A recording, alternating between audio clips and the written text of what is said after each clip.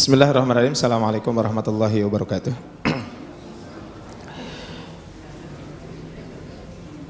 Alhamdulillahi wa kafa, wassalatu wassalamu ala nabiyil mustafa wa ala ali ahli sidqi wal wafa. Asyhadu an la ilaha illallah wahdahu la syarikalah, asyhadu anna Muhammadan abduhu wa rasuluhu la nabiyya ba'dah. Qala Allah ta'ala fil Qur'anil Karim, a'udzu billahi minasyaitonir rajim. Wasari'u ila maghfiratin min rabbikum wa jannatin arduhas samawati wal ardu 'iddat lil muttaqin. Hadirin wal hadirat jamaah Masjid Ar-Rahman Kota Baru Parahyangan makan Allah Subhanahu wa taala. Alhamdulillah di malam hari ini kita bisa berkumpul kembali di tempat ini untuk melanjutkan kajian kita. Dan ini masih kajian kita tentang Bulughul Maram. Setelah mungkin beberapa bulan ini membahas tentang Kitabul Buyu, bab yang membahas tentang jual beli. Dan ketika kita membahas tentang jual beli, tentu ini kaitannya dengan harta. Dan pada malam hari ini kita akan membahas tentang bagaimana caranya taubat dari harta yang haram. Kaum muslimin maka Allah Subhanahu wa taala, kalau kita berbicara tentang taubat di dalam Al-Qur'an, ya, Allah Subhanahu wa taala memerintahkan kita untuk bertaubat, dan penyebutan kata-kata taubat di dalam Al-Qur'an tidak kurang dari 87 kali. 87 kali Allah mengulang-ulang kaitan dengan taubat ini. Wa amara biha Rasulullah SAW, bahkan Rasul pun memerintahkan kita untuk bertaubat. Jadi Allah menyebutkan di dalam Al-Qur'an sampai 87 kali, bahkan Rasul pun memerintahkan kita untuk bertaubat. Makanya Al-Imam An-Nawawi rahimahullah di dalam bukunya Riyadhus Shalihin min kalami Sayyidil Mursalin, setelah membahas tentang bab ikhlas, bab yang kedua yang beliau bahas adalah bab tentang taubat. Ya. Di dalam hadisnya Al-Imam An-Nawawi menyebutkan hadis Nabi SAW, salah satunya adalah ya ayyuhan nas tubu ilallah, wahai manusia hendaklah kalian bertaubat kepada Allah Subhanahu wa taala. Dan Rasul pun mencontohkan kepada kita semuanya.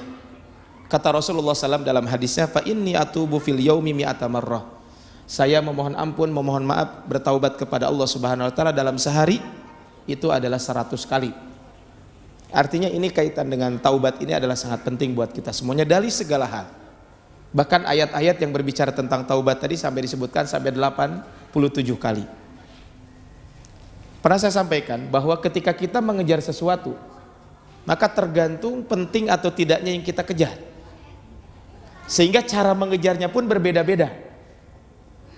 Kalau kita mengejar dunia, maka kata Allah Subhanahu wa taala famshu fi manakibiha.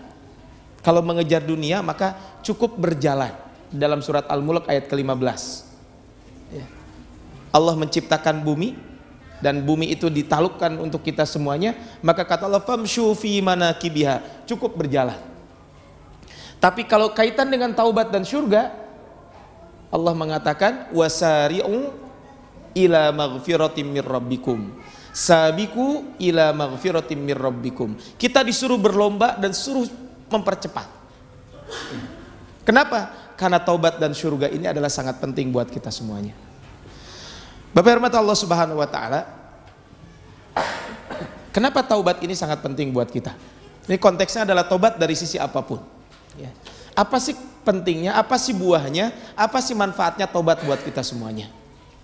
Kalau kita berbicara tentang taubat, taubat itu adalah sangat banyak manfaatnya, sangat banyak buahnya, sangat banyak faidahnya buat kita semuanya. Yang pertama, bahwa yang namanya taubat itu thoriqun lil falah, jalan menuju kebahagiaan. Taubat itu adalah jalan menuju kebahagiaan. Nanti bisa lihat di dalam Al-Quran surat An-Nur ayat ke-31. Dan Al-Imam An-Nawawi rahimahullah menyebutkan ayatnya di dalam Riyadhus Shalihin ketika membahas surat tentang taubat ini. Surat An-Nur ayat 31, ketika berbicara tentang laki-laki menjaga pandangan, perempuan menjaga pandangan, maka di akhir ayat kata Allah Subhanahu wa taala wa tubu ilallahi jami'a, wahai orang-orang yang beriman, bertaubatlah kalian kepada Allah dengan seluruhnya bertaubat. Jadi seluruhnya kita disuruh bertaubat. Ayyuhal mu'minun, wahai orang-orang yang beriman, la'allakum tuflihun, mudah-mudahan kalian menjadi orang-orang yang bahagia. Jadi dengan bertaubat adalah salah satu sarana kita akan mendapatkan kebahagiaan. Itu yang pertama. Yang kedua adalah al-malaikatu tad'una lit-taibin. Yang kedua adalah kita akan mendapatkan doa dari para malaikat. Malaikat akan mendoakan kita dengan 3 hal. Pertama adalah doa dari malaikat itu adalah Allahumma gfir lahu, ya Allah ampunilah dia. Jadi kita akan dimintakan ampun oleh malaikat kepada Allah. Yang kedua, kata malaikat kalau berdoa kepada Allah, yang kedua adalah Allahumma arhamhu, ya Allah rahmati dia. Itu adalah doa kepada kita semuanya. Kemudian yang ketiga adalah Allahumma tub alaihi, ya Allah terimalah taubat orang ini. Nah, salah satunya adalah supaya kita mendapatkan doa malaikat, hendaklah kita termasuk orang-orang yang bertaubat. Kenapa? Karena di dalam Al-Quran surat Ghafir ayat ke-7 Allah mengingatkan kita, ketika berbicara tentang malaikat yang ditugaskan oleh Allah Subhanahu Wa Taala untuk memikul arsy Allah Subhanahu Wa Taala, yang disebutkan di sini yusabbihuna bihamdi rabbihim, yang mana malaikat itu adalah kerjaannya adalah senantiasa mengagungkan, mensucikan dan memuji Allah Subhanahu Wa Taala. Wa yu'minuna bihi, dan mereka pun beriman kepada Allah Subhanahu Wa Taala. Wa yastaghfiruna lilladzina amanu, dan mereka juga akan memohonkan ampun kepada orang-orang yang beriman. Rabbana wasi'at kulla syai'in rahmatan wa ilma faghfir lilladzina tabu. Kata Allah Subhanahu Wa Taala, malaikat mengatakan faghfir, ya Allah terimalah, ya Allah ampunilah. Siapa? Lilladzina tabu, bagi orang-orang yang bertaubat. Jadi yang kedua adalah akan mendapatkan doa dari malaikat. Dan memang kalau kita mau mendapatkan doa dari malaikat banyak caranya. Yang pertama tadi dengan kita bertaubat, yang kedua adalah dengan kita senantiasa berwudu sebelum tidur. Berwudu sebelum tidur. Kemudian yang ketiga, supaya kita mendapatkan doa dari malaikat adalah dengan kita termasuk orang-orang yang memakmurkan masjid. Berangkat ke masjid, kemudian sholat di masjid. Kata Rasulullah SAW dalam sebuah hadis, sesungguhnya malaikat akan membacakan sholawat kepada orang-orang yang sholat di shaf pertama. Kemudian orang-orang yang mayaminis sufuf, orang-orang yang sholat di shaf pertama tapi di sebelah kanan. Kemudian ketika di depannya ada barisan yang lowong, maka dia merapatkan barisan tersebut, memenuhi yang kosong tersebut. Maka itu juga akan mendapatkan doa dari malaikat. Kemudian menunggu waktu sholat, termasuk adalah ketika kita hari ini berada di masjid ini, kita pun salah satunya adalah menunggu waktu sholat isya, dan sambil kita mencari ilmu, ini juga salah satu kita akan mendapatkan doa dari malaikat. Kesimpulannya adalah dari semuanya ini adalah ketika kita memakmurkan masjid Allah Subhanahu Wa Taala. Itu yang kedua. Jadi mendapatkan doa dari malaikat. Yang ketiga adalah si'atur rizqi wa raghdul aish. Yang berikutnya adalah rezekinya akan luas dan kehidupannya akan lebih tenang. Makanya kalau kita berbicara tentang materi hari ini adalah bagaimana cara kita taubat dari harta yang haram. Ternyata ketika kita bertaubat akan mendapatkan rezeki yang luas dan waraghdil aish. Kemudian juga akan mendapatkan kehidupan yang tenang. Allah Subhanahu wa taala mengingatkan kita di dalam surat Hud ayat ketiga. Wa anistaghfiru rabbakum. Dan hendaklah kalian memohon ampun kepada Rabb kalian, summa tubu ilaihi, kemudian bertaubatlah kepada Allah Subhanahu wa taala. Apa kata Allah? Yumatti'ukum mata'an hasana. Aku akan berikan kenikmatan kepada orang tersebut dengan kenikmatan yang baik ila ajalim musamma, sampai waktu yang telah ditentukan. Yumatti'ukum bil manafi. Maksudnya yumatti'ukum mata'an hasana, maksudnya apa? Allah akan memberikan kepada kita beberapa manfaat, beberapa keistimewaan, beberapa nikmat. Salah satunya adalah si'atur rizki. Kita akan mendapatkan rizki yang luas dari Allah Subhanahu wa taala ketika kita bertaubat. Kaum muslimin bukan Allah Subhanahu wa taala berbicara tentang rizki. Sering saya sampaikan bahwa, dan mungkin juga para asatid, para masyayikh kita juga sering menyebutkan bahwa rizki itu jangan hanya diidentikan dengan finansial. Termasuk adalah rizki yang Allah berikan kepada kita adalah nafas pada hari ini. Saya tadi kebetulan khutbah Jumat juga di sini, bahkan saya tadi sore disampaikan ke santri. Begitu saya selesai sholat Jumat, kemudian ada acara keluar sebentar, kemudian setelah itu tiba-tiba saya ditelepon oleh istri saya. Ternyata salah satu tetangga saya di belakang rumah itu meninggal dunia persis setelah sholat Jumat. Artinya kan ini juga rizki, kita diberikan usia oleh Allah Subhanahu wa taala, ini juga adalah rizki. Maka siatur rizki kita jadi luas. Termasuk kita bisa hadir di majelis ilmu ini juga adalah termasuk rizki yang Allah berikan kepada kita semuanya. Maka dengan kita bertaubat, Allah Subhanahu wa taala akan memberikan rizki ini. Bahkan di dalam surat lain, di dalam surat Hud ayat ke-52. Kalau tadi ayat ketiga, kemudian di ayat 52, ayatnya mirip, cuman dimulai dengan wa ya qaumistaghfiru rabbakum summa tubu ilaihi yursilis samaa 'alaikum midrara wa yazidkum quwwatan ila quwwatikum. Jadi Allah akan menurunkan apa? Hujan dari langit dengan deras. Maksudnya apa? Allah menurunkan hujan, maksudnya adalah Allah Subhanahu wa taala akan memberikan rezeki kepada kita semuanya. Kemudian yang keempat adalah ketika kita bisa bertaubat kepada Allah Subhanahu wa taala adalah insirahus syadar. Maka kita semuanya akan memiliki hati yang lapang. Jadi yang keempat adalah kita akan memiliki hati yang lapang. Kenapa? Ketika kita bertaubat kepada Allah Subhanahu wa ta'ala.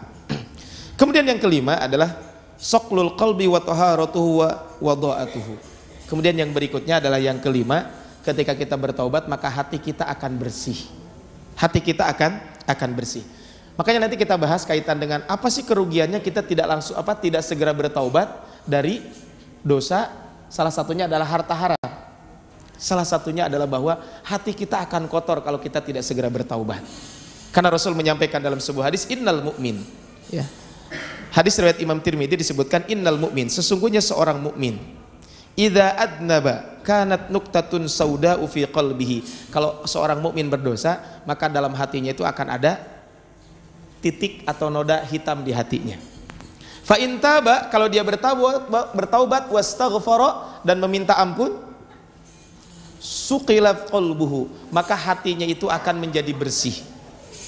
Wa in zadat hatta ta'lu qalbahu. Kalau berdosa tidak bertobat terus bertambah, maka apa? Maka ujung-ujungnya adalah hatinya tersebut akan apa? Hatinya tersebut akan menjadi kotor. Fadzalikumur ron alladzi dzakarallah. Maka kata Rasulullah SAW, itulah ron. Ron itu adalah, kalau di sini disebutkan di dalam Al-Qur'an surat Al-Mutaffifin ayat ke-14, kalla bal rana ala qulubihim ma kanu yaksibun. Itulah ron kata Allah Subhanahu wa taala, yang ron tersebut adalah maksudnya kalla bal rana ala qulubihim ma kanu yaksibun. Sekali-kali tidak demikian. Sebenarnya apa yang selalu mereka usahakan itu menutupi hati mereka dengan kotoran. Naudzubillah min dzalik, ya. Itu yang kelima. Yang keenam, orang yang bertaubat akan mendapatkan kasih sayang Allah Subhanahu wa taala. Sehingga pantas rezekinya akan dipermudah, kemudian juga hatinya bersih, kemudian juga adalah lapang dada. Kenapa? Karena dia dicintai oleh Allah Subhanahu wa taala. Ayatnya mungkin sering kita bahas atau sering kita dengar, bahkan mayoritas kita juga hafal di penghujung ayat ini, innallaha yuhibbut tawwabina wa yuhibbul mutatahhirin. Ketika kita selesai wudu, salah satu doa yang disunnahkan untuk kita baca, asyhadu an la ilaha illallah wahdahu la syarikalah wa asyhadu anna muhammadan abduhu wa rasuluh. Allahumma ij'alni minat tawwabina waj'alni minal mutatahhirin. Ada hal yang menarik kaitan dengan wudu ini. Kenapa ketika kita selesai wudu kita disuruh baca doa ini? Allahumma ij'alni minat tawwabin waj'alni minal mutatahhirin. Para ulama mengatakan, ya, kaitan dengan doa ini adalah bahwa sebagaimana kita membersihkan badan kita dengan wudu, hadas kita bersihkan dengan wudu, maka tentu hati kita juga harus kita bersihkan dari noda-noda dosa. Bahkan selesai kita keluar dari kamar mandi pun, setelah kita buang air, maka doanya ghufranaka. Artinya apa? Ya Allah, semoga Engkau mengampuni dosa-dosaku. Kan kurang lebih seperti itu maknanya. Kenapa ghufranaka? Memang setelah dari kamar mandi kita berbuat dosa? Enggak. Tapi hikmahnya adalah bahwa sebagaimana kita telah mengeluarkan kotoran kita dari perut kita, maka semoga juga Allah mengeluarkan dosa-dosa kita, apa yang telah kita lakukan. Itu yang ke-6 ya. Yang ke-7 ya. Yang ke-8 mungkin masih banyak tapi cukup dengan 8 poin saja. Adalah bahwa yang ketujuh ya sekarang. Tapi yang ketujuh adalah hifdzullahi wa ri'ayatuh. Orang yang bertaubat itu akan mendapatkan penjagaan Allah Subhanahu wa taala. Ya. Fudail bin Iyad mengatakan, ya, beliau mengatakan kepada yaqulu lil mujahidin. Beliau pernah mengatakan kepada orang-orang yang mau berjuang di jalan Allah Subhanahu wa taala, "Idza aradu ay yakhruju lil jihad." Ketika mereka mau keluar untuk berjihad. Apa kata beliau? "Alaikum bit taubah." Hendaklah kalian senantiasa bertaubat.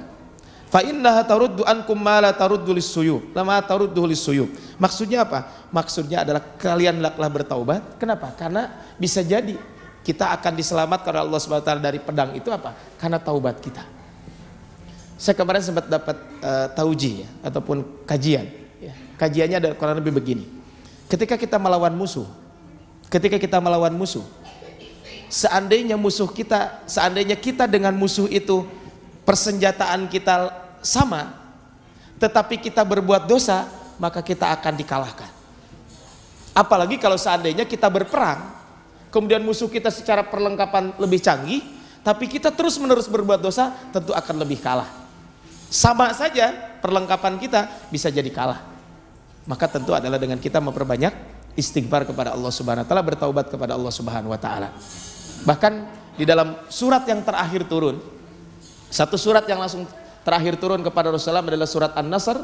Di situ adalah wa ra'aitan nasa yadkhuluna fi dinillahi afwaja fasabbih bihamdi rabbika wastaghfirhu innahu kana tawwaba. Sebagian mufassirin mengatakan surat ini turun sebelum Fatu Mekah. Tapi jumhur mufassirin mengatakan surat ini turun adalah setelah Fatu Mekah. Kata Siti Aisyah radhiyallahu anhu, Rasulullah sallallahu alaihi wasallam setelah turun ayat ini, maka beliau di dalam ruku dan sujudnya beliau membaca Subhanakallahumma rabbana wa bihamdika Allahumma gfirli. Dan kita pun disunnahkan untuk memperbanyak doa ini, ya, doa memohon ampun dan memuji Allah Subhanahu wa taala di penghujung usia kita. Dengan membaca Subhanallahi wa bihamdi astaghfirullah wa atubu ilaih. Dengan kita memperbanyak zikir itu. Ya. Bahkan Nabi Yunus alaihissalam, ya, disebutkan di dalam Al-Quran. Ada doa Nabi Yunus yang masyhur, ya. Bagaimana Allah bisa menyelamatkan Nabi Yunus adalah dengan ucapan La ilaha illa anta subhanaka inni kuntu minaz zalimin. Saya kemarin dapat arahan ini dari salah seorang ustadz, ya. Ketika membahas tentang bagaimana kemenangan dakwah dan lain sebagainya, kata beliau mengutip tentang kisah Nabi Yunus alaihissalam. Maka Nabi Yunus melakukan 3 hal di dalam ayat ini. La ilaha illa anta, kemudian subhanaka inni kuntu minadz zalimin. Yang ketiga ini adalah bagaimana Nabi Yunus alaihissalam mengakui tentang dosa-dosa yang pernah dilakukan dan akhirnya Allah menyelamatkan Nabi Yunus. Salah satunya apa? Disebutkan kata para mufassirin, kan perahu yang lain berjalan, perahu Nabi Yunus yang tidak berjalan. Sampai ketika itu akhirnya kan diundi, bahkan undian itu sampai 3 kali. Yang dapat namanya siapa? Nabi Yunus terus, dan akhirnya apa? Dicemplungkan ke air, dan ketika itu dimakan oleh ikan, dan ikan itu tidak bisa memakan bisa tapi tidak bisa mencerna Nabi Yunus tersebut. Ini kan pertolongan Allah Subhanahu wa taala. Kenapa? Ketika kita sering bertaubat maka kita akan mendapatkan ini. Dan yang ke-8 adalah bahwa taubat itu adalah sabilud dhufri bi rahmatillahil wasi'ah. Jalan kita mendapatkan rahmat Allah yang luas, ya. Jalan untuk mendapatkan rahmat Allah yang luas ini. Tapi rahmat Allah Subhanahu wa taala kaitan dengan bertaubat, tentu bagaimana supaya taubat ini termasuk taubatan nasuha. Ada beberapa syarat yang harus dimiliki ketika kita bertaubat. Yang pertama adalah taubat ini yang paling penting adalah dengan ikhlas karena Allah Subhanahu wa taala. Jadi syarat bertaubat itu adalah harus ikhlas. Makanya Syekh Utsaimin rahimahullah ketika menjelaskan bab taubah, bab tentang taubat dalam kitab Riyadhus Shalihin min kalami Sayyidil Mursalin yang ditulis oleh Imam Nawawi, maka beliau menyebutkan tentang syarat taubat itu adalah ikhlas salah satunya. Imam Nawawi di situ menyebutkan 3 syarat. Ya, 3 syarat kaitannya dengan Allah, kemudian kalau kaitan dengan sesama ada 4 syarat. Tapi Syekh Utsaimin rahimahullah beliau menyebutkan, ya ada beberapa syarat, bukan beberapa syarat tambahan. Memang ada beberapa syarat yang memang ini ikhlas ini dalam bab apapun harus kita miliki. Salah satunya adalah bertaubat juga harus dengan ikhlas. Maka Imam Ibnu Hajar mengatakan, qala al-Qurtubi Imam Al-Qurtubi mengatakan, la tasihut taubatus syar'iyyatu illa bil ikhlas. tidak akan sah taubat secara syar'i kecuali dengan keikhlasan. Barang siapa wa man taraka dzamba li ghairillah la yakunu taiban ittifaqan. Barang siapa yang meninggalkan dosa bukan karena Allah Subhanahu wa taala, maka taubatnya tidak akan diterima. Makanya kan Rasul menyampaikan dalam sebuah hadis, kalau ada orang yang sudah niat melakukan keburukan kemudian nggak jadi, maka nggak jadi tersebut kan jadi pahala. Maksud jadi pahala kenapa? Kalau memang betul-betul dia meninggalkan kemaksiatan itu karena Allah Subhanahu wa taala dan memang karena takut kepada Allah, bukan tidak ada kesempatan. Contohnya ada orang datang ke pengajian, kan macam-macam datang ke masjid ya. Ada yang niatnya sholat, ada yang niatnya mencuri sendal, ada yang niatnya ini itu lain sebagainya. Niat ke masjid mau mencuri sendal, ya mungkin karena dia salah dengar ustadz ketika ngomong, ambil yang baik tinggalkan yang buruk gitu ya. Jadi bawa sendal jepit, pulang bawa sendal kulit gitu ya. Berangkat bawa sendal jepit, pulang bawa sendal kulit. Nah itu kan beda gitu ya. Nah mungkin salah dengar itu, akhirnya niat dari rumahnya, saya ingin mencuri sendal ke masjid. Begitu nyampe masjid ternyata ada CCTV. Pas CCTV itu pas di sendal yang mau dicuri, kan nggak jadi mencurinya. Atau bisa jadi, saya sekarang ada di beberapa masjid, ya, karena kalau menggunakan CCTV kadang juga orang juga nggak jerak gitu ya. Apalagi mungkin di masjid-masjid yang di pinggir jalan. Gitu ya. Saya pas di daerah Arca Manik itu, jadi ada sengaja memang petugas itu menjaga parkiran. Dia pakai sarung, pakai peci, duduknya di teras masjid. Saya tanya, ini kenapa gitu? Oh ternyata beliau memang sengaja ditugaskan untuk menjaga parkiran. Maksudnya apa? Parkirnya nggak bayar, cuman menjaga parkiran itu adalah khawatir ada orang yang ngambil motor tersebut. Kenapa? Nah kalau dia datang ke masjid, kemudian tujuannya adalah untuk mencari untuk mencuri, kemudian karena tidak ada kesempatan, maka tetap tidak akan jadi pahala. Tapi ada orang niat keburukan, kemudian berangkat ke masjid, kemudian setelah mungkin mau mencuri di masjid, kemudian dia takut kepada Allah Subhanahu wa taala, tidak jadi mencuri, maka orang tersebut mendapatkan pahala di sisi Allah Subhanahu wa taala. Inilah yang menjadi landasan para ulama mengatakan, kan ketika kita safar ada keringanan kan ya. Contohnya kalau safar boleh tidak berpuasa ya. Kalau sedang bulan Ramadan, orang yang safar contohnya boleh dijama dan diqashar ketika sholat. Ini kan beberapa keringanan. Pertanyaannya adalah safar apa yang dibolehkan mendapatkan keringanan itu? Apakah setiap safar atau memang safar tertentu saja? Sebagian ulama mengatakan safar yang dibolehkan mendapatkan keringanan adalah hanya safar mubah dan safar ibadah.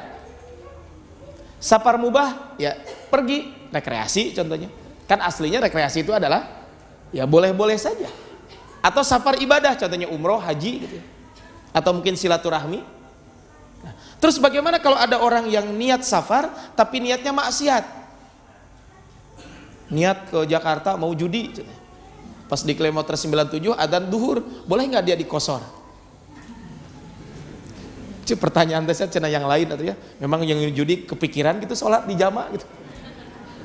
Ya bukan masalah itu, seandainya kan ada bisa saja. Maka para ulama mengatakan boleh bagi orang tersebut mendapatkan keringanan itu.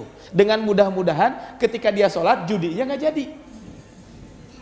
Ini landasan para ulama mengatakan itu. Itu yang pertama. Yang kedua, disebutkan di dalam Al-Quran, kan tidak disebutkan aw ala safarin, bepergian apapun.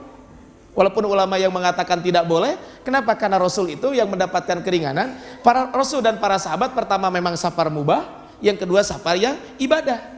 Karena tidak pernah Rasul dan para sahabat safar untuk maksiat. Nah, tapi tadi kembali adalah ikhlas karena Allah Subhanahu wa taala. Itu yang pertama. Yang kedua adalah al-iqla' anidz dzanbi. Yang kedua adalah syarat taubat itu diterima adalah al-iqla' anidz dzanbi. Maka orang tersebut harus meninggalkan dosa itu. Jadi al-iqla' anidz dzanbi, meninggalkan dosa itu. Segera dia tinggalkan. Ketika sudah tahu ini dilarang, maka taubat yang betul-betul adalah ditinggalkan dosa tersebut. Kemudian yang ketiga adalah an-nadabu ala fi'liha, menyesali ya, atas perbuatannya tersebut.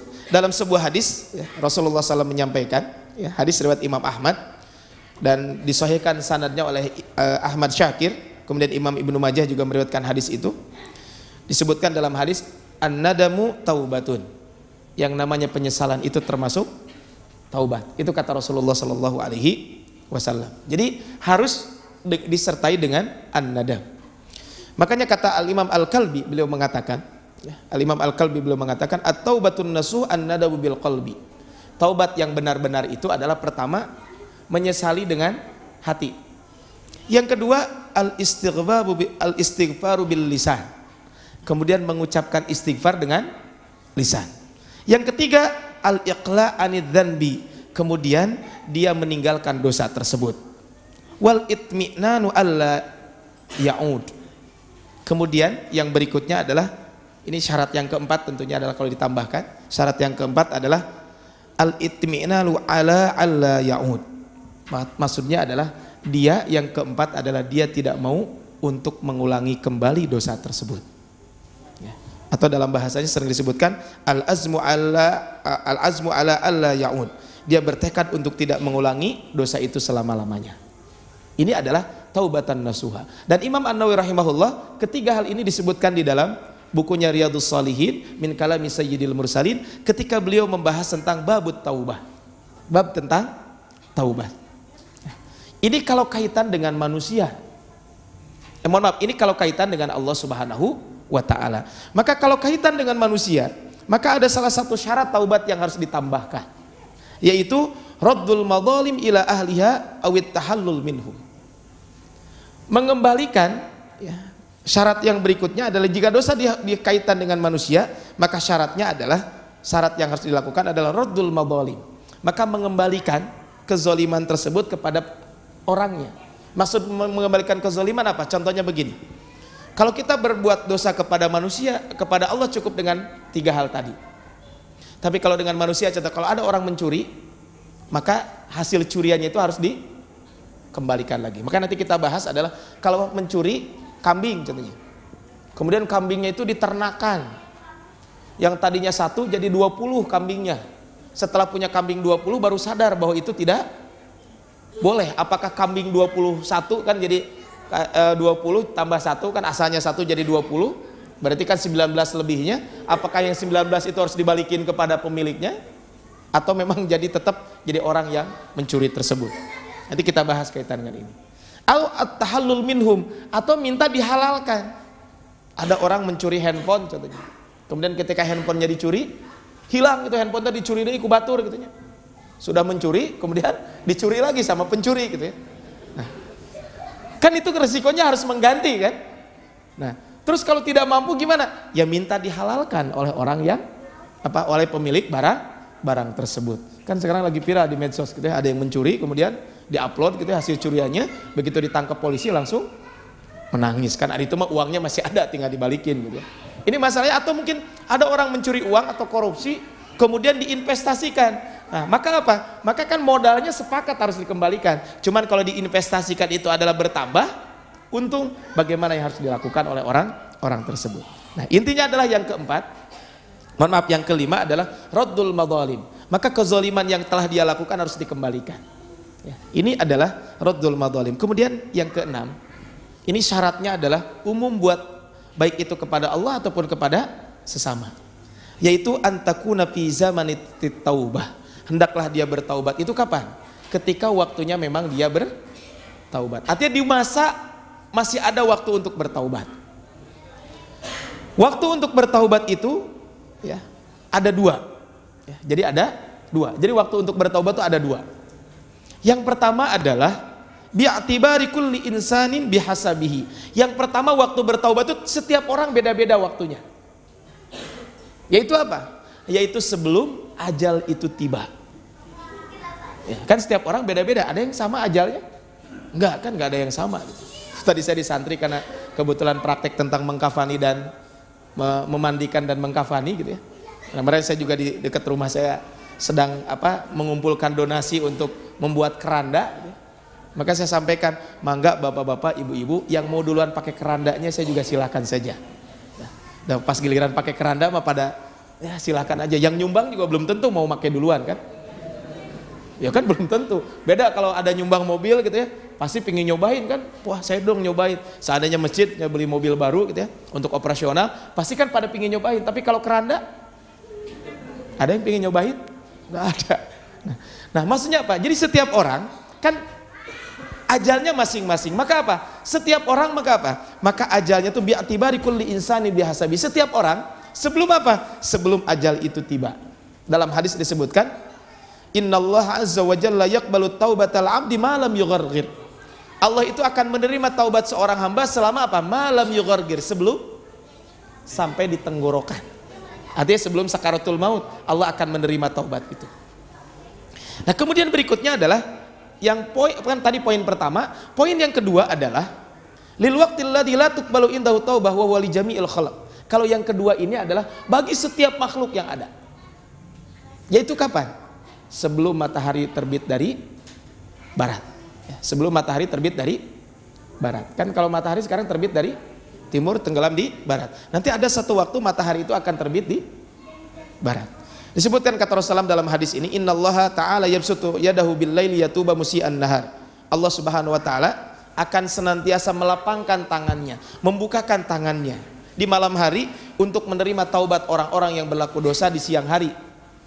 Dan Allah juga yabsutu yadahu bin nahar. Allah akan membukakan tangannya untuk menerima taubat orang-orang yang liyatuba musi'ul lail, di siang hari untuk menerima taubat orang-orang yang melakukan dosa di malam hari. Hatta tatlu asyams min maghribiha, sampai matahari terbit dari barat. Jadi kalau sudah matahari terbit dari barat, maka taubat seseorang itu tidak akan diterima oleh Allah Subhanahu wa taala. Nah, ini adalah ibarat mata Allah Subhanahu wa taala syarat umum kaitan dengan taubat tersebut. Nah, pada hari ini adalah kita akan membahas tentang bagaimana tata cara taubat dari harta yang haram tersebut. Nah, harta yang haram itu ada dua. Harta yang haram itu ada dua.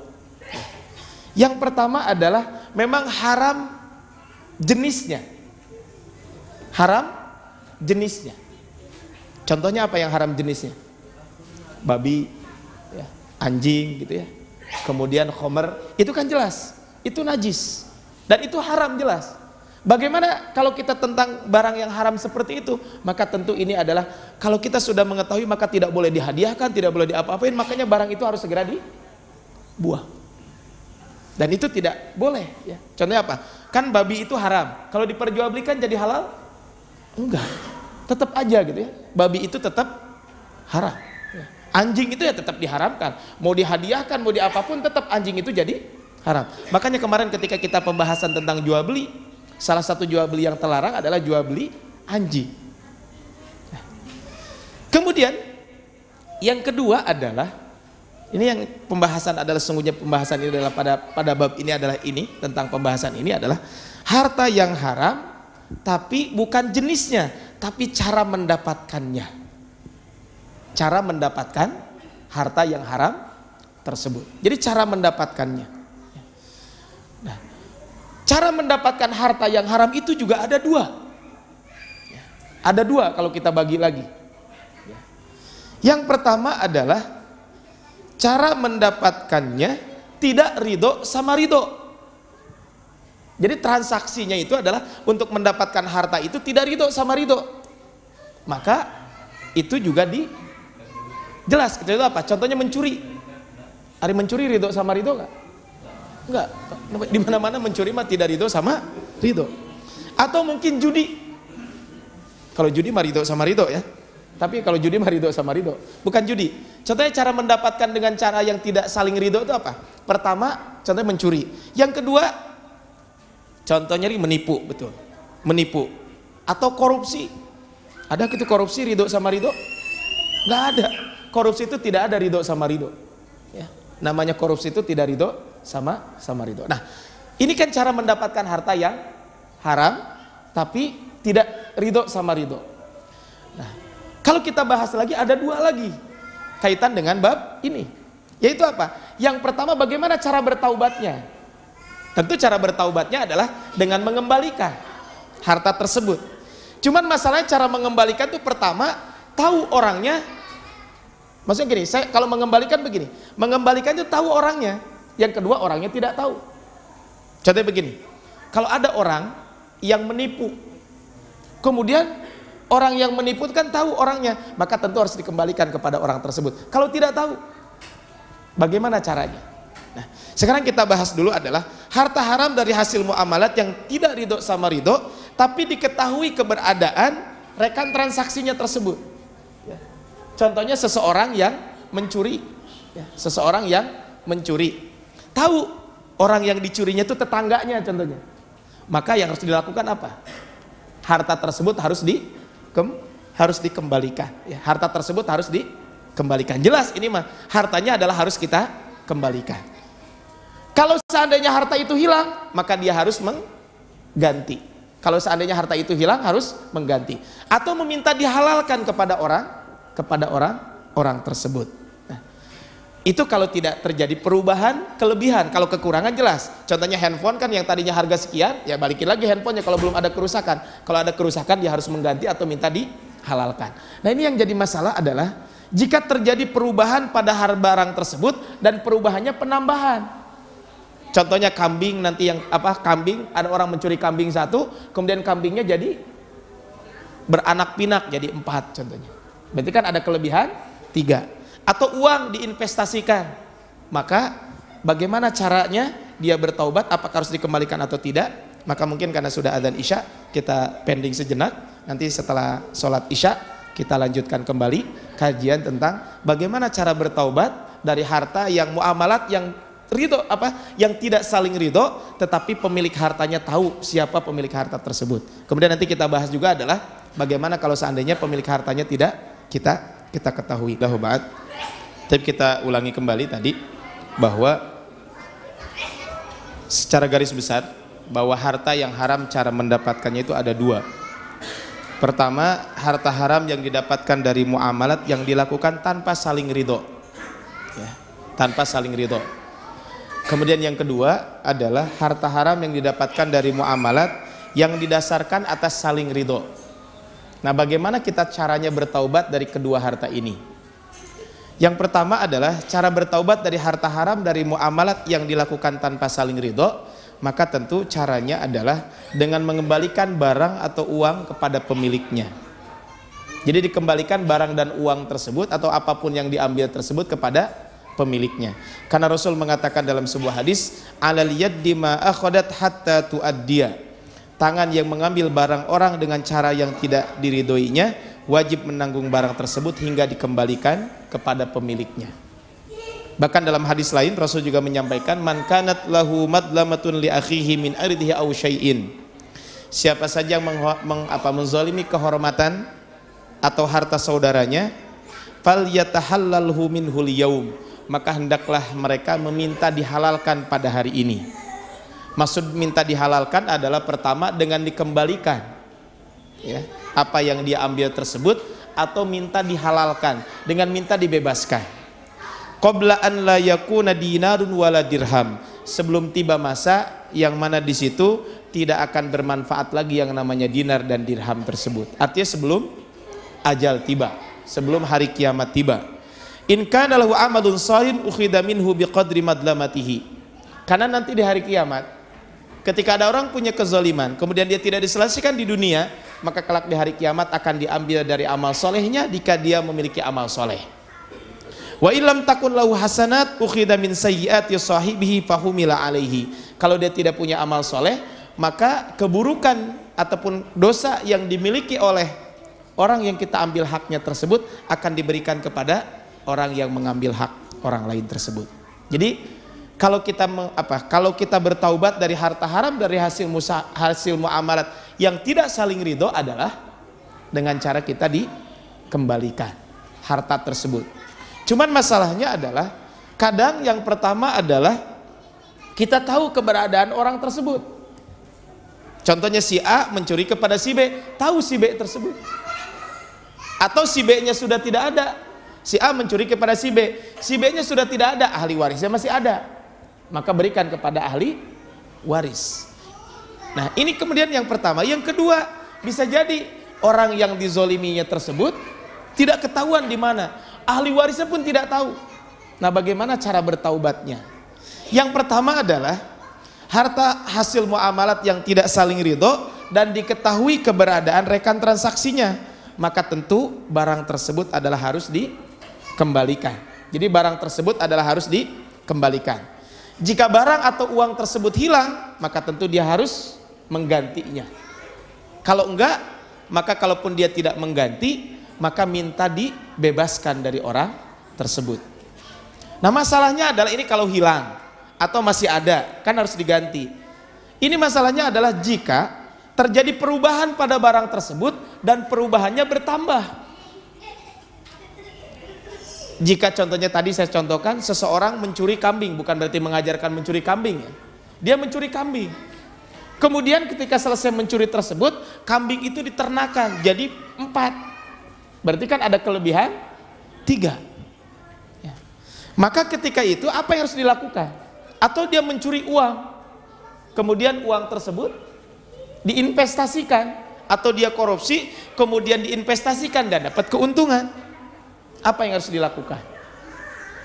Yang pertama adalah tentu dia mencuri kambing 1, ya kambingnya harus dikembalikan. Dia mencuri uang contohnya 1 miliar, ya berarti 1 miliarnya harus dikembalikan. Baik itu bertambah ataupun berkurang. Ini masalahnya kalau bertambah, tambahannya itu buat siapa? Kambing yang tadinya 1 jadi 4, berarti kan ada lebihan 3. Nah buat siapa 3-nya itu? Memang para ulama berbeda pendapat. Pendapat yang pertama bahwa ya, jika terjadi perubahan pada uang atau benda, maka pendapat pertama mengatakan bahwa barang tersebut adalah menjadi milik siapa? Menjadi milik yang diambil barangnya tersebut. Karena Rasul menyampaikan dalam sebuah hadis, walaisa li'irqi dhalimin fihi haqqun. Orang yang telah berbuat kezaliman dengan cara mendapatkan barang tanpa keriduan pihak kedua, maka keringatnya atau usahanya mengembangkan barang tersebut sama sekali tidak memiliki nilai yang pantas dibayar. Sehingga kalau kambing tadinya jadi 1, tadinya 1 kemudian jadi 4, maka berarti 4-4-nya harus dikembalikan. Itu dalil pertama. Dalil yang kedua, kita pernah mendengar Al-Imam An-Nawawi juga menyebutkan di dalam bukunya Riyadhus Shalihin bahwa Imam Nawawi pernah menyebutkan, apa kata Imam Nawawi? Imam Nawawi menyebutkan di situ kan ada 3 orang yang masuk ke guha. Kemudian ketiga orang tersebut 1, 2 berdoa. Yang ketiga juga berdoa. Apa doanya? Ya Allah, aku pernah mempunyai beberapa karyawan, beberapa buruh. Semuanya aku berikan upahnya kecuali 1. Kenapa? Yang 1 ini pergi. Dan perginya bukan meninggalkan hutang, tapi meninggalkan gaji.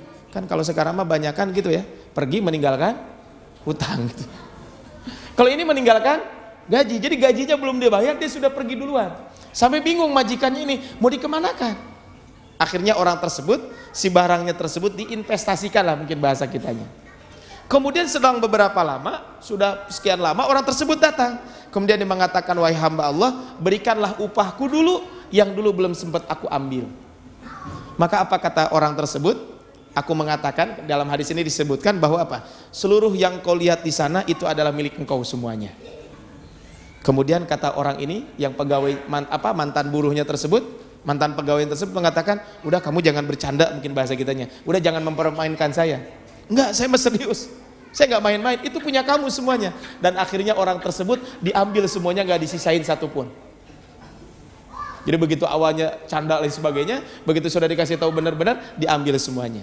Kemudian apa kata orang tersebut? Seandainya saya melakukan ini dengan ikhlas karena Allah Subhanahu wa taala, maka ya Allah bukakanlah batu tersebut, dan akhirnya batu tersebut bergeser dan akhirnya mereka bertiga bisa keluar. Nah, di sini kan kalau kita lihat dari hadis ini ya, dari hadis ini bahwa para sahabat orang tersebut mengambil semuanya, tidak dibagi 2. Kan harusnya dikasih dulu upahnya contohnya, tapi tidak dibagi 2 keuntungannya, tapi semuanya diberikan. Juga dalam kasus Urwah ya, ketika beliau memberikan disuruh oleh Nabi untuk memberikan 1 ekor kambing dengan 1 dinar. Kemudian Urwah ini ketika ke pasar beliau menawar, kemudian dapat 2 kambing. Dapat 2 kambing. Kemudian kambingnya tersebut dijual 1 dengan harga 1 dinar. Begitu pula dia tetap dapat uang 1 dinar plus kambing 1. Dua-duanya diberikan kepada Nabi Shallallahu Alaihi Wasallam. Tidak, contohnya kambingnya diberikan 1, kemudian setengah-setengah. Yang 1 dinarnya adalah dibagi 2, setengah dinar buat Urwah, setengah dinar buat Nabi. Enggak, tapi semuanya adalah diberikan kepada Nabi Shallallahu Alaihi Wasallam. Ini dalil pendapat pertama. Pendapat kedua mengatakan enggak, bahwa kalau terjadi transaksi muamalat yang tidak saling ridho, kemudian terjadi penambahan, maka ketika itu maka orang yang mengambilnya tersebut tanpa ridho tersebut harus mengembalikan apa yang diambil, kemudian adapun keuntungannya adalah dibagi dua. Keuntungannya adalah dibagi dua. Kenapa? Karena ini adalah dikiaskan, ya, pendapat ini adalah dikiaskan kepada mudharabah bagi hasil. Ada kisahnya dulu, ya, Imam Malik meriwayatkan bahwa Abdullah dan Ubaidillah, dua-duanya anak Umar ibn Khattab radhiyallahu anhu, ya, ikut dalam pasukan perang yang diutus ke Irak. Kemudian ketika beliau berdua pulang dari Irak bersama pasukan tentunya, sebelum kembali ke Madinah mampir di Basrah, ketemu dengan Abu Musa al-Ash'ari. Abu Musa al-Ash'ari itu ada kewajiban harta, maksudnya dari Basrah itu ada kewajiban yang harus dikirim ke pusat, maksudnya ke Khalifah Umar ibn Khattab, ke Baitul Mal di sana. Maka ketika itu Abu Musa al-Ash'ari mengatakan, ya, kemudian Abu Musa al-Ash'ari, ya, memberikan sejumlah uang dititipkan kepada Abdullah dan Ubaidillah. Kemudian ketika itu beliau mengatakan uang ini, dan beliau menulis surat, uang ini saya pinjamkan kepada kalian berdua, kemudian boleh kalian belikan apapun di sini, kemudian setelah itu bawa pulang ke Madinah, kemudian sampai di Madinah jual barang-barang itu, kemudian maka modalnya kamu kembalikan kepada kas negara, untungnya kamu ambil. Kemudian setelah itu begitu sampai di Madinah, akhirnya Abdullah dan Ubaidillah tuh yang menjual harta tersebut, barang-barang yang sudah dibeli di Basrah tersebut. Kemudian setelah itu datang kepada ayahnya Umar bin Khattab, memberikan surat yang dititipkan oleh Abu Musa al-Ash'ari dan uang yang dititipkan tersebut. Kemudian Umar mengatakan, apakah seluruh tentara yang ada itu dapat pinjaman seperti semuanya sama atau enggak? Enggak, katanya cuma saya berdua saja. Maka kata Umar bin Khattab, karena kalian anak khalifah, maka dia memberikan pinjaman kepada engkau, maka sekarang serahkan semua modal dan untungnya. Akhirnya waktu itu Abdullah bin Umar diem, gak berani komentar.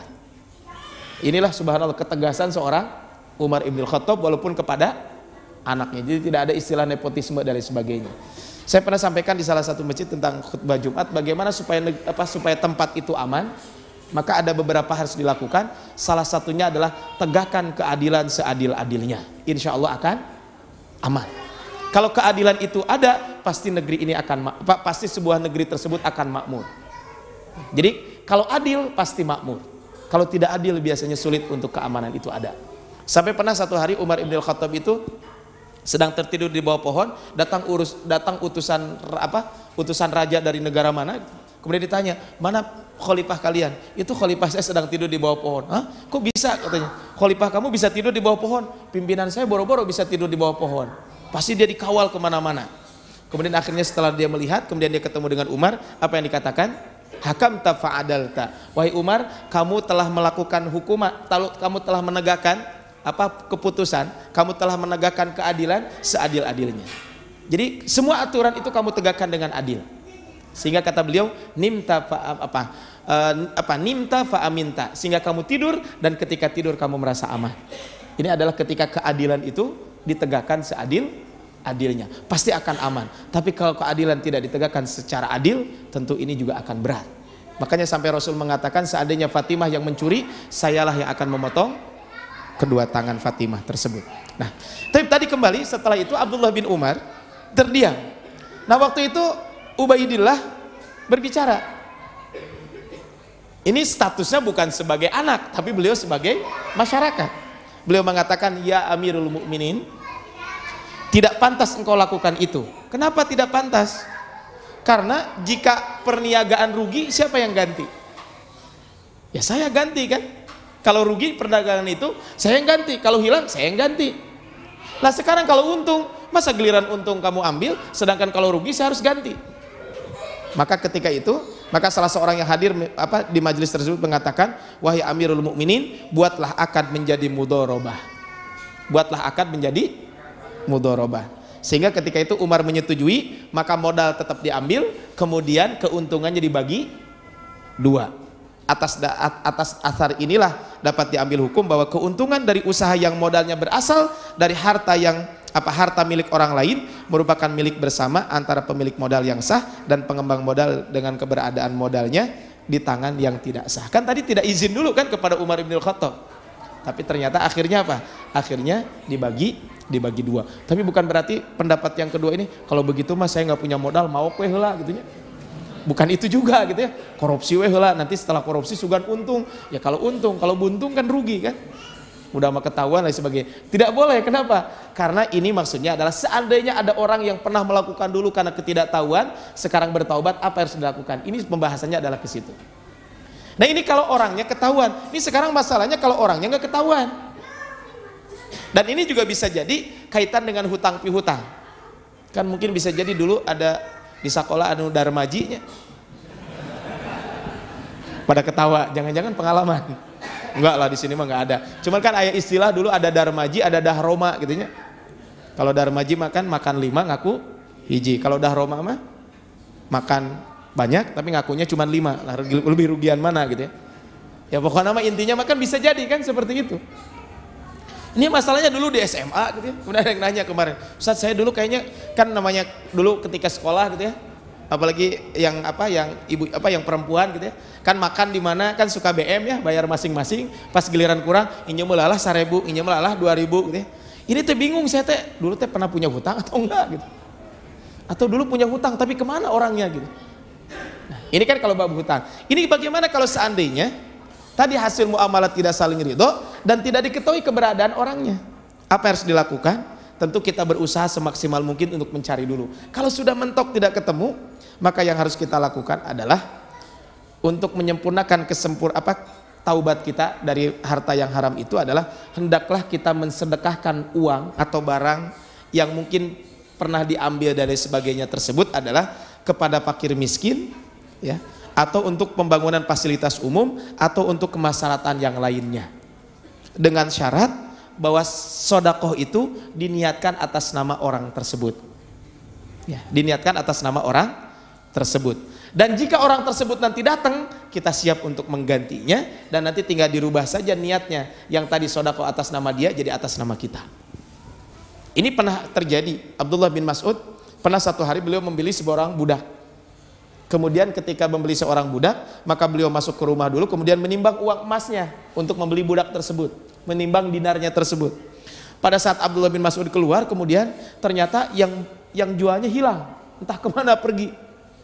Dicari-cari nggak ketemu.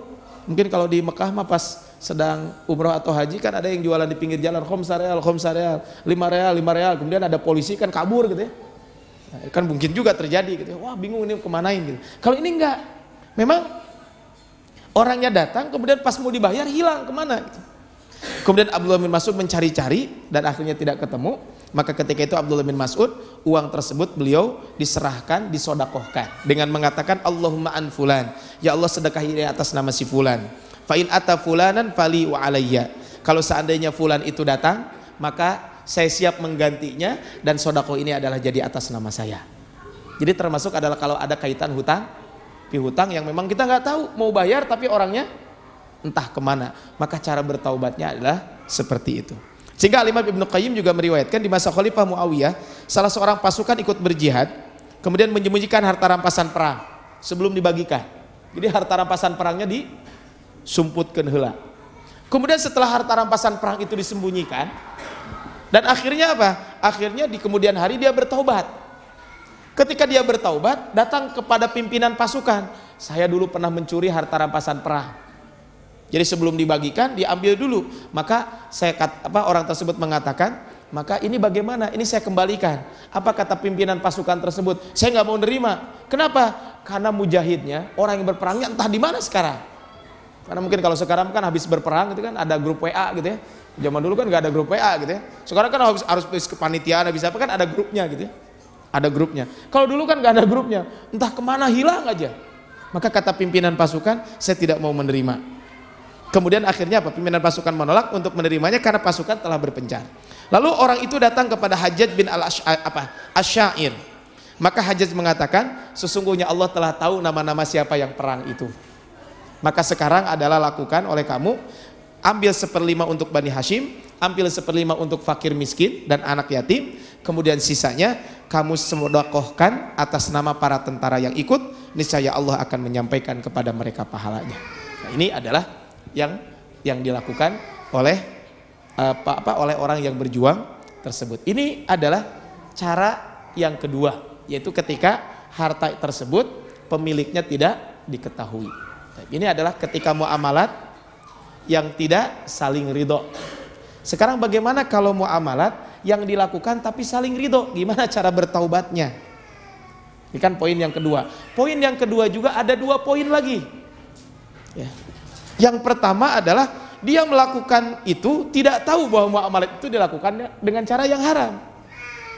Contohnya bisa jadi kan ada orang judi nggak tahu judi itu bahwa bisa saja judi itu contohnya tidak haram. Dia judi akhirnya menang terus gitu. Dia judi atau ya banyak lah. Dia nggak tahu bahwa itu tidak dibolehkan. Atau dia berinteraksi dengan riba, dia nggak tahu kalau riba itu diharamkan. Bagaimana cara bertaubatnya? Kalau dia sebelumnya tidak tahu, maka yang cara dia bertaubat adalah pertama, dia berhenti, setelah itu jangan dilakukan, jangan diteruskan. Itu yang pertama. Yang kedua, bagaimana dengan status harta sebelumnya yang tidak tahu tersebut? Allah menyatakan kita di dalam Al-Quran surat Al-Baqarah ayat 275, wa ahallallahul bai'a wa harramar riba. Allah menghalalkan jual beli dan mengharamkan riba. Faman ja'ahu mau'idatum mir rabbih, maka orang-orang yang telah sampai kepadanya larangan dari Tuhannya, artinya nasihat dari Allah Subhanahu wa taala, larangan dari Allah Subhanahu wa taala, fantaha, lalu orang tersebut berhenti dari mengambil riba tersebut, falahu ma salab, maka baginya apa yang telah diambilnya dahulu, wa amruhu ilallah, sedangkan urusannya adalah terserah kepada Allah Subhanahu wa taala. Jadi kalau kita lihat dari sini, kalau ada transaksi haram dulu yang kita tidak tahu dan itu memang tidak ada kaitan dengan orang lain, tidak kaitan dengan satu, tidak saling ridho. Kalau ini memang saling ridho, maka posisi seperti ini adalah orang tersebut bertaubat kepada Allah, cukup sampai di situ. Maka adapun harta yang telah dia dapatkan, itu harta tersebut adalah menjadi halal, tidak usah dikemana-manakan. Ya kalau dia banyak bersodakoh, silakan saja perbanyak sodakoh. Itu kalau harta yang memang tahu bahwa muamalat yang dilakukan itu, tidak tahu bahwa muamalat yang dilakukan itu adalah haram. Ya, contohnya orang bertransaksi riba, kemudian terjadi perjudian, kan di situ ada gharar. Kemudian atau 2 orang yang saling ridho melakukan transaksi sogok menyogok, kan? Terjadi saling sogok menyogok, tahu kalau sogok menyogok itu tidak dibolehkan. Atau ada 2 orang melakukan jual beli dengan benda-benda najis atau yang diharamkan. Jadi ada orang beli anjing gitu ya, atau dia dulunya jual beli anjing, nggak tahu jual beli anjing itu tidak dibolehkan. Ya udah, maka kalau dia masih punya stok anjingnya, ya udah buang anjingnya tersebut. Kalau dia masih punya, kemudian apa? Sisanya harta yang sudah dia dapatkan, ya tentu silakan diambil oleh orang tersebut. Itu kalau tidak tahu. Ini masalahnya kalau tahu tapi masih bedegong, cek orang Sunda mah gitunya. Udah tahu tapi masih terus melakukan itu. Apa yang harus dilakukan? Untuk orang yang sudah mengetahui bahwa muamalat yang dia lakukan hukumnya haram, namun sengaja ia langgar, maka cara bertaubatnya adalah dengan cara tidak mengambil barang atau uang yang belum diserahkan. Jadi uang yang belum diserahkan cukup sampai di situ. Nah masalahnya adalah kalau uang yang sudah diserahkan bagaimana? Ya tadi udah sogok menyogok baru. Contohnya gini, ini terjadi tipu menipu, jual beli air gitu ya. Air biasanya harga 50.000 gitu ya. Ini dijual jadi 75.000. Maka baru bayar 45.000. Maka ya udah, maka diambil 5.000. Kenapa? Karena memang harga air ini contohnya hanya 50.000. Sehingga yang 25.000-nya tidak diambil. Ini masalahnya kalau yang 75.000 itu sudah diambil semuanya. Ya, sudah diambil semuanya. Nah, bagaimana kalau terjadi seperti itu? Maka uang yang sudah diambil tersebut, karena transaksi ini ridho sama ridho, kan tidak mungkin dikembalikan. Kenapa? Karena memang transaksinya sudah didasarkan ridho sama ridho. Maka yang harus dilakukan adalah dengan dia melakukan uang tersebut dia sodakohkan. Tapi sodakohnya tersebut adalah ya bukan atas nama dirinya dan juga bukan atas nama orang yang terjadi transaksi yang ridho sama ridho tersebut. Tapi dia sedekahkan untuk fakir miskin atau fasilitas umum atau untuk baitul mal dalam rangka membebaskan diri dari dosa yang haram tersebut. Karena ada hadis dari Nabi SAW, pada suatu hari Nabi SAW mengangkat Ibnu Lutbiyah untuk menarik zakat dari Bani Sulaim. Kemudian, nah Ibnu Lutbiyah ini, ya, Ibnu Lutbiyah, bukan Lutbiyah, Ibnu Lutbiyah ini, ya, beliau menarik zakat dari Bani Sulaim.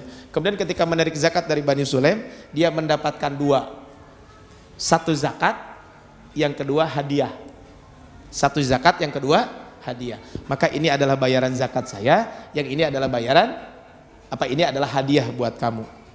Seketika itu juga Rasulullah SAW menaiki mimbar lalu bersabda, ma balu amilun ab'athuhu, ada apa gerangan seorang pekerja yang kami amanahkan? Kemudian kemudian lalu dia datang, fayaqul, kemudian dia mengatakan, hadza lakum wa hadza uhdiyali, ini untuk kalian, maksudnya ini adalah ini untuk kalian, ini maksudnya ini adalah zakat. Kemudian kalau ini adalah hadiah untuk saya. Kemudian kata Rasulullah SAW, apakah ketika kamu duduk di rumahmu, di rumah bapakmu, atau kamu duduk di rumah ibumu, kemudian kamu menunggu apakah dia akan memberikan hadiah atau tidak? Ini kan karena faktor pekerjaan dia. Maka apa? Walladzi nafsu Muhammadun biadih, bahasa kitanya demi Allah, la yanalu ahadun minkum minha syai'an illa jaa bihi yaumal qiyamati yahmilu ala unuqihi ba'irun lahu rughaun aw baqaratun laha khuwarun aw syatun ta'iru. Maka tidak seorang pun pekerja yang menerima hadiah apapun, mungkin seekor unta yang mengeluarkan suara keras, mungkin juga seekor sapi yang mengoak, atau seekor kambing yang mengembek. Artinya apa? Di hari kiamat orang tersebut akan seperti itu.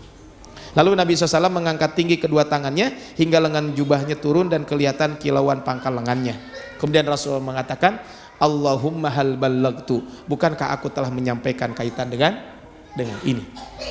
Maka dalam hadis ini Nabi SAW tidak memerintahkan Ibnu Lutbiyah untuk mengembalikan uang tersebut kepada orang yang sudah memberikannya, dan juga Rasulullah SAW juga tidak memerintahkan kepada beliau untuk mensodakohkan atas nama dirinya, tapi untuk dikembalikan kepada Rasul tidak meminta untuk dikembalikan kepada pemberinya, juga tidak diminta untuk sodakoh. Maka tentulah harta tersebut menjadi milik Baitul Mal, dan pada saat Baitul Mal tidak ada, maka harta terharam tersebut bisa disedekahkan kepada fakir miskin ataupun orang-orang yang membutuhkan. Ini dalil pertama. Dalil kedua, Umar bin Khattab juga pernah menyita harta para gubernur yang dianggap haram, lalu ia masukkan ke Baitul Mal. Nah, ini adalah jika kondisi orang yang memiliki harta haram tersebut memang kondisinya kaya. Ini masalahnya kalau miskin gimana? Apakah harus mengganti? Beda dengan yang pertama tadi. Kalau yang pertama memang ada ketidakridhoan kedua belah pihak tersebut, sehingga karena tidak ridho kedua belah pihak tersebut maka dia harus mengembalikan. Tapi kalau ini adalah kalau dalam kondisi normal memang dia harus berusaha untuk membersihkan harta tersebut dengan apa? Dengan bersedekah untuk membersihkan hartanya. Kalau memang kondisinya fakir miskin, ya tentu silahkan saja dimakan oleh orang tersebut, karena itu adalah ibaratnya dia memakan harta yang memang dia untuk bisa mendapatkannya, karena dia juga berhak untuk mendapatkan sodakoh tersebut. Ini adalah kalau memang dia sudah bertaubat kepada Allah Subhanahu wa Ta'ala. Al-Imam Ibnu Rajab mengatakan, harta yang harus disedekahkan karena pemiliknya tidak diketahui, seperti harta perampokan dan titipan, menurut Qadhi Abu Ya'la boleh dimakan jika pemegang harta tersebut adalah seorang fakir miskin. Tapi berhormat Allah Subhanahu wa Ta'ala, sebagai penutup dari saya adalah bahwa ketika kita memiliki harta yang haram, minimal kita akan mendapatkan dua kerugian, minimal sekali, bukan berarti hanya dua, tapi minimal hanya dua kerugian.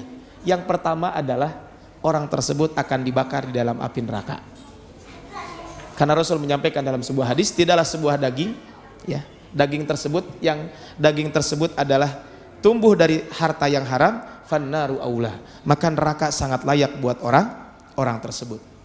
Sehingga Abu Bakar radhiyallahu anhu itu kan orang yang sangat hati-hati kaitan dengan bab ini. Maka beliau setiap mau makan, maka beliau senantiasa bertanya kepada orang yang kepada pembantunya, bahasanya mungkin kepada pembantunya. Abu Bakar senantiasa bertanya, dari mana makanan ini? Maka kalau dari makanan halal maka beliau makan, kalau enggak maka beliau tidak makan. Hingga pernah satu hari beliau makan roti, dan roti tersebut karena beliau habis saum lapar banget, diambil roti tersebut dimakan. Kemudian setelah dimakan, maka Abu Bakar mengatakan, budak tersebut mengatakan kepada Abu Bakar, tahukah Tuan, dari mana asal roti tersebut? Maka kata Abu Bakar, beritahu aku dari mana roti ini. Kemudian budak itu mengatakan, dahulu aku di masa jahiliyah ada seorang yang minta diramal, kemudian aku pura-pura pintar meramal. Jadi yang satu nipu, yang satu ketipu gitu ya. Nah kemudian setelah lama gitu ya, baru ketemu lagi sekarang. Ternyata mungkin ramalannya mulus gitu ya. Sehingga akhirnya sekarang saya dibayar katanya dari upah ramalan dulu. Kemudian setelah itu saya berikan roti. Maka serta-merta Abu Bakar langsung memasukkan tangannya ke mulutnya, kemudian dikeluarkan apa? Dikeluarkan makanan yang ada dalam mulut Abu Bakar tersebut. Lalu budak tersebut menceritakan kepada Rasulullah SAW, dan kata Rasulullah SAW, maka beliau mengatakan, kenapa engkau membohongi Abu Bakar? Celakalah engkau, sesungguhnya Abu Bakar tidak mau memasukkan sesuatu ke dalam perutnya kecuali yang baik-baik saja. Itu yang pertama. Yang kedua, ketika kita memiliki harta yang haram, harta itu kita makan, harta itu kita pakai, harta itu kita minum dan lain sebagainya, maka salah satu sebab kita tidak akan diijabah doa kita. Al-Imam An-Nawawi menyebutkan di dalam Al-Arba'in An-Nawawiyah sebuah hadis Nabi SAW, dimulai dengan ya ayyuhar rasul kulu minat apa? Ya ayyuhan nasu kulu, mohon maaf, ya ayyuhalladzina amanu kulu min thayyibati ma razaqnakum. Ya ayyuhan nas kulu mimma fil ardi halalan thayyiba. Nah kemudian setelah itu dikisahkan summa dzakara rajul, kemudian dikisahkan ada seorang laki-laki yutilus safar, orang tersebut sedang melakukan bepergian. Asy'asha akbaro yamuddu yadayhi ilas sama. Kemudian yang kedua, rambutnya itu kucel mungkin ya, bajunya juga sudah lusuh. Ini kan menandakan yang pertama adalah sedang safar kan doa mustajab. Yang kedua betul-betul merendahkan diri kepada Allah Subhanahu wa taala. Yamuddu yadayhi ilas sama. Kemudian yang ketiga mengangkat tangannya ke apa? Mengangkat tangannya ke langit. Artinya apa? Berdoa sambil mengangkat tangan. Ini kan melakukan tiga hal yang memang disunnahkan, apa bukan disunnahkan? Tiga hal yang memang ini yang Allah akan mengabulkan doa orang tersebut. Kemudian apa? Yamuddu yadayhi ilas sama. Kemudian apa? Wa mat'amu haramun, wa masrabu haramun, wa malbasu haramun, wa ghudhiya bil haram. Makanannya haram, minumannya haram, kemudian pakaiannya haram. Apa kata Rasulullah? Fa anna yustajabulah. Bagaimana orang ini akan diijabah doanya tersebut? Maka hati-hatilah dengan harta yang haram tersebut. Rasulullah sallallahu alaihi wasallam ya, suri tauladan kita ya, mengajarkan kepada kita doa ya, yang mudah-mudahan ya rahmukallah, doa ini bisa memotivasi kita semuanya untuk senantiasa berusaha untuk mencari makanan itu adalah makanan yang halal, pakaian juga pakaian yang halal, dan rezeki kita adalah rezeki yang halal. Doanya adalah dalam hadis riwayat Imam Tirmidzi dan Imam Ahmad disebutkan, Allahumma kfini bihalalika an haramika. Ya Allah, cukupkan aku dengan yang halal darimu dan jauhkan aku dari yang engkau haramkan. Allahumma kfini bihalalika an haramika wa aghnini bifadlika amman siwaka. Ya Allah, cukupkan aku dengan karuniamu dan jauhkan dari bergantung kepada selain engkau. Ini adalah doa yang diajarkan oleh Rasulullah sallallahu alaihi wasallam. Oleh karena itu bermata Allah Subhanahu wa taala, tentu kita yang hadir di sini adalah setiap aktivitas kita maka pastikan bahwa rezeki kita adalah rezeki yang halal. Dan khususnya mungkin bagi ibu-ibu yang sudah ibu-ibu yang sudah berkeluarga, kemudian juga nanti teteh-teteh juga yang belum berkeluarga, nanti ketika berkeluarga maka salah satu fungsi seorang istri itu adalah kaitan dengan harta, dia adalah auditor keuangan keluarga. Tapi bukan berarti auditor tuh begitu suami pulang coba lihat dompetnya, bukan itu gitu ya. Maksudnya adalah auditor itu katakan kepada suami, lebih baik saya dapat harta yang banyak halal daripada yang sedikit haram gitu ya. Nyanyi atau etamanya pasti gitu ya. Maksud auditor itu apa? Ada sampai seorang salafus istri yang soleha dulu mengatakan, wahai suamiku, aku bisa tahan dengan lapar, aku bisa tahan dengan kemiskinan, tapi aku tidak kuat ketika aku dibakar dengan api neraka. Ini adalah seorang istri yang memang subhanallah gitu ya, dia auditor keuangan keluarga. Maksud auditor itu adalah dia memastikan bahwa harta yang dibawa oleh suaminya yang bekerja itu adalah tentu memiliki harta yang halal. Inilah mungkin yang biasa dilakukan oleh salafus saleh dahulu kaitan dengan harta yang haram ini. Baik, Bapak yang hormat Allah Subhanahu wa taala, sekira itu saja mungkin yang bisa disampaikan di malam hari ini kaitan dengan bagaimana cara kita bertaubat dari harta yang haram. Sekali kita berdoa mudah-mudahan Allah senantiasa bisa mencukupkan kita semuanya dari yang halal dan kita menjauhkan daripada yang haram, dan mudah-mudahan Allah juga senantiasa mengkaruniakan kepada kita semuanya. Allah lah hanya cukup buat kita semuanya, jangan sampai orang lain justru masuk ke dalam hati-hati kita semuanya. Rabbana dhalamna anfusana wa illam taghfir lana wa tarhamna lanakunanna minal khasirin. Allahumma qfina bihalalika an haramik wa aghnina bifadlika amman siwak. Allahumma ya muqallibal qulub tsabbit qulubana ala dinik. Allahumma ya muqallibal qulub tsabbit qulubana ala ta'atik. Allahumma ya muqallibal qulub tsabbit qulubana ala tarki ma'siyatik. Allahumma arinal haqqa haqqa warzuqna ittiba'ah wa arinal batila batila warzuqna istinabah. Allahumma walli alaina khiyarana wa la tuwalli alaina syirarana wa la tusallit alaina man la yakhafuka warhamna. Ya Allah ya Tuhan kami, berikanlah kepada kami pemimpin yang terbaik di antara kami. Jangan sampai Engkau memberikan kepada kami pemimpin tersebut adalah orang yang terburuk di antara kami, dan jangan sampai orang-orang yang memimpin kami adalah orang-orang yang tidak takut kepada Engkau dan juga tidak menyayangi kami. Allahumma man aradana wa arada biladana Indonesia khassah wa arada biladal muslimina bisu'in fa ashghilhu fi nafsihi waj'al kaidahu fi nahri ya hayyu ya qayyum bi rahmatika ya arhamar rahimin. Allahumma addim ni'matal amni wal istiqrar fi biladina Indonesia khassah wa fi buldanil muslimina ammatan ya arhamar rahimin. Rabbana atina fid dunya hasanah wa fil akhirati hasanah wa qina adzabannar. Billahi fi sabilil haq wallahul muwaffiq ila aqwamit thoriq. Nasrun minal fatun qarib ihdinas siratal mustaqim fastabiqul khairat. Subhanakallahumma bihamdika asyhadu an la ilaha illa anta astaghfiruka wa atubu ilaik. Assalamualaikum warahmatullahi wabarakatuh.